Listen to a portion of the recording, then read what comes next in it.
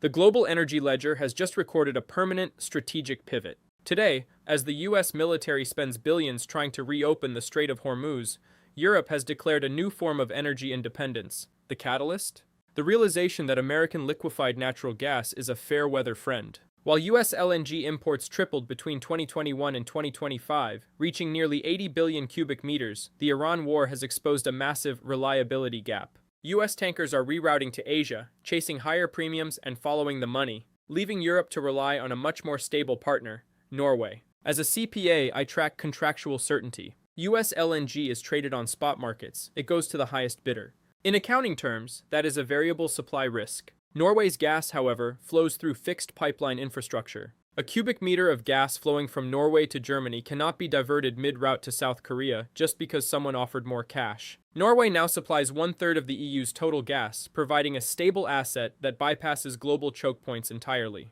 Geography has created a strategic alignment that financial markets alone never could. I'm Camilo Motado reporting for Thu News. As a certified public accountant, I look at capital expenditure as a security hedge. When I audit a firm's energy costs, I look for fixed price stability versus market volatility. Today, we are auditing the European energy transition. We are seeing a move away from geopolitical weapons, fossil fuels, toward domestic sovereignty. As the CEO of RWE put it, the more we electrify, the less we import, the more resilient we become. The Iran crisis has fundamentally altered the return on investment for green energy. In 2025, for the first time in history, wind and solar generated more electricity in the EU than fossil fuels. From a forensic perspective, high fossil fuel prices act as a subsidy for innovation. When gas prices double, the payback period for a wind turbine halves. When oil hits $100 a barrel, the total cost of ownership for an electric vehicle drops below internal combustion alternatives. Europe is leveraging this crisis to accelerate its legal commitment to be net zero by 2050,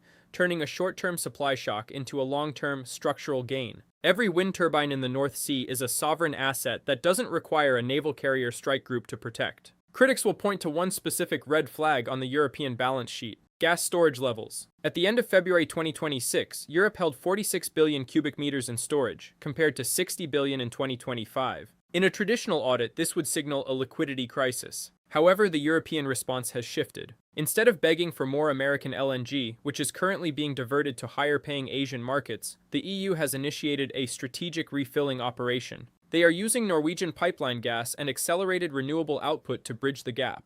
Europe has realized that a lower inventory of a stable asset like Norway is safer than a higher inventory of a volatile one like US spot LNG. This creates what I call a dangerous feedback loop for Washington. The US launched Operation Epic Fury in Iran to secure Middle Eastern energy flows and demonstrate global leadership. But the data shows the opposite result. As a professional, I look at leverage. Energy exports were supposed to be a tool of geopolitical strength to deepen ties with allies. But when American suppliers follow the money to Asia during a crisis, European allies learn they cannot rely on market-based vendors. Every $1 billion the US spends on warships in the Strait of Hormuz is essentially a subsidy for a system that Europe is walking away from. The US is depleting its strategic petroleum reserve, releasing 172 million barrels with prices still climbing, while Europe is building wind farms that don't need military protection at all. The most profound shift in this audit is the reclassification of the Strait of Hormuz. For 50 years, this choke point was the central nervous system of European energy security.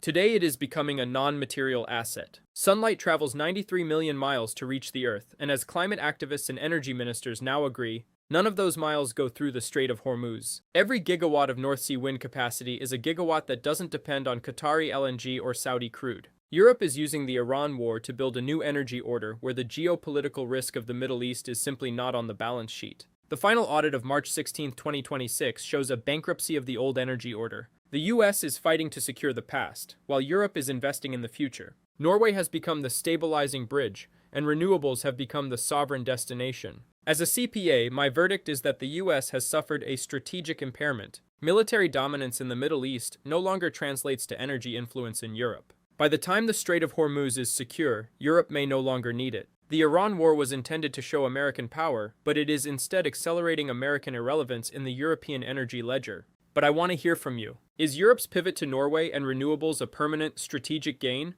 Or will they come crawling back to US LNG when the next winter hits? Can the US maintain its influence without being a reliable energy vendor? Let me know in the comments below. Your perspective is the only audit that matters when the global power lines are being redrawn. I'm Camilo Mutado, certified public accountant for Thu News. Subscribe to stay informed on the financial truth behind the headlines. Stay safe.